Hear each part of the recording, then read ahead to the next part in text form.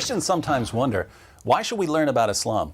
There are lots of reasons that people in general, but especially Christians, should be learning about Islam. Let's consider 5 of them.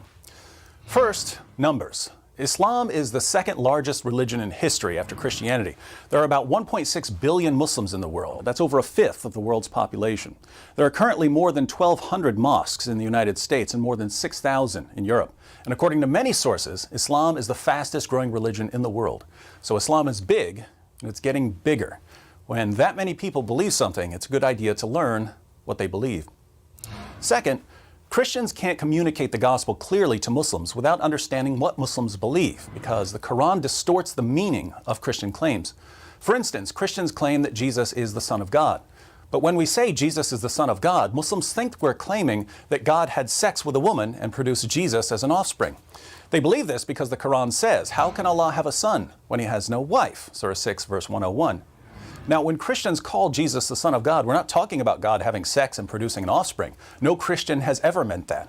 But that's what Muslims think we mean because the Quran says that's what it means to call someone the Son of God.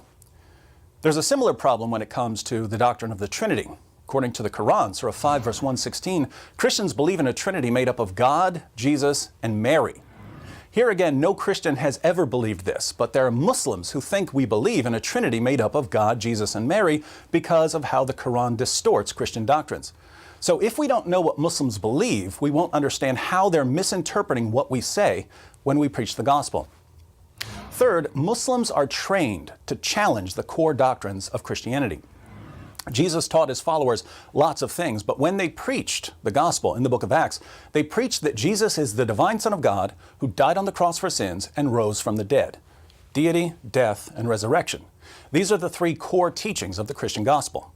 Islam denies all 3 of them, and so Muslims are taught to challenge Christians on these issues.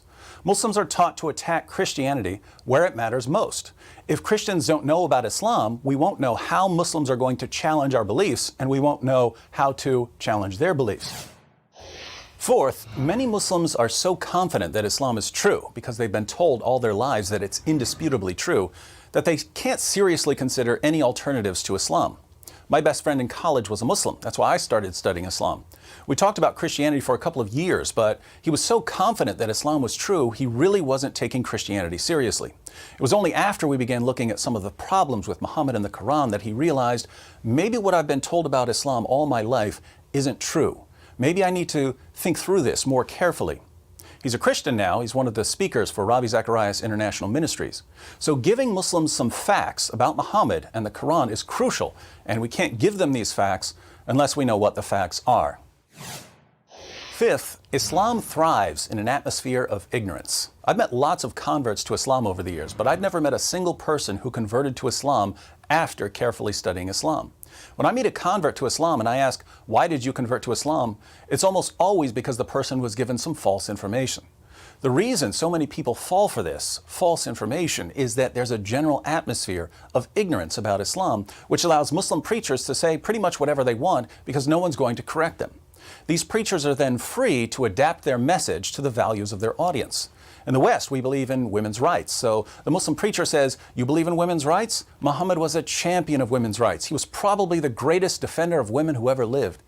People in the West usually have a high respect for science. So the Muslim preacher says, "The Quran is filled with scientific claims that could only be verified centuries after Muhammad's death. Science proves that Islam is the truth." In an area where no one knows much about Islam, many people believe what they hear from these Muslim preachers and they convert to Islam. The only way this is going to stop is if we get to a point where we know enough about Islam to refute false claims. When a Muslim preacher says Muhammad was a champion of women's rights, hands need to go up to question him about Quran verses that refute him. So Islam is already a massive religion and it's growing rapidly. Muslims often don't understand the gospel because they're misinterpreting our claims based on the Quran's distortion of our claims. Muslims have been taught to criticize core Christian doctrines. Many Muslims can't take the gospel seriously until their own beliefs have been challenged, and people are converting to Islam based on false information. All of these are reasons for Christians to learn about Islam.